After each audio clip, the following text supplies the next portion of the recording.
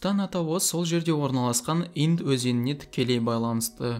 Ең алғашқы арий тайпалары бұл өзенді Шинду деп атаған. Үндістан жер көлемі бойынша әлемде 7-ші орында, Америкадан 3 есе кіші. Алайда осыған қарамастан халық саны 2 миллиардқа жуық. Бұл көрсеткіш оларды халық саны бойынша әлемде 2-ші орынға қойып отыр. Үндістан туы қатарынан орналасқан 3 түстен тұрады: сарғыш, ақ және жасыл. Сарғыш батырлықты және өзін-өзі құрбан етуді білдіреді. Ақ тазалықты және әлемді сүюді білдіреді. Ал жасыл адалдықты және құнарлылықтың белгісі. Каджурахо ғибадатханасы өзінің эротикалық мүсіндерімен танымал. Үндістанға келетін туристердің көбісі дәл осы ғибадатхананы келіп көруді ұнатады. Бұл мүсіндерде адамдардың арасындағы қарым-қатынастан басқа, жануар мен адам арасындағы жыныстық қатынасты бейнелейтін мүсіндер көп. Лотос ғибадатханасы әлем бойынша адам ең көп келетіндердің бірі. Жылына шамамен алғанда 50 миллион адам бұл ғибадатхананың табалдырығын аттайды екен. Махатма Ганди үнді халқы үшін басты рөл атқарған адамдардың бірі. Ол өз өмірін үнді халқын британдықтардың отарынан босату үшін арнады. Ақыры соңында өз дегеніне жетті. 1947 жылы Үндістан Британ бодандығынан босап, өз тәуелсіздігін алды. Қазанның 2-сі Махатма Гандидің туылған күні. Үнді халқы үшін ұлттық мереке.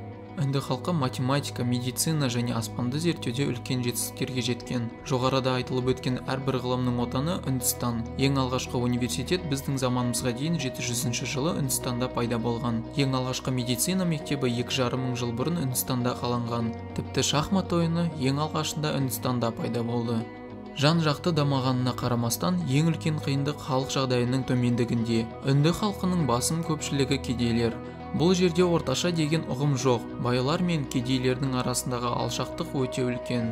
Үндістан киноиндустриясы әлемдегі ең үлкен болып саналады.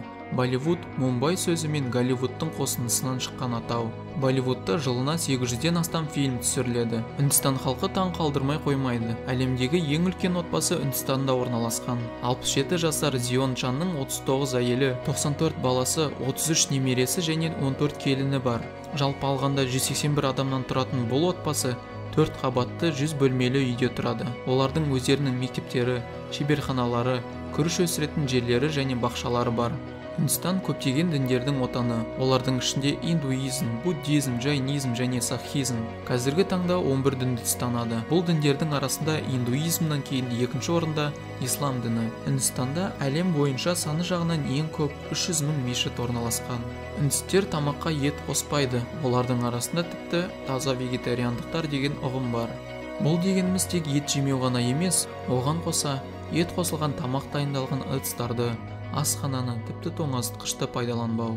Үнді фильмін бір рет болсын қараған адам, олардың ішінде бидің өте көптігін байқаған болар. Үндістер үшін би билеу жай ғана көңіл көтеру ғана емес, олар биді дінге байланыстырып, рухани әдет-ғұрып ретінде қарайды.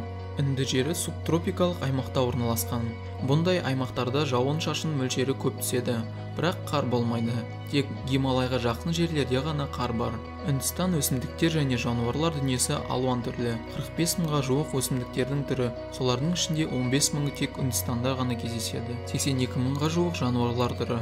Олардың ішіне саны азайып бара жатқан үнді пілі мен бенгал жолбарысы кіреді. Үнді астанасы Дели және Мумбай қаласы әлемдегі халық тығыз орналасқан қалаларының бірі болып саналады. Халық саны әлем бойынша 2-ші орынды ұстап тұрған Үндістан жайында тоқтамай айта беруге болады.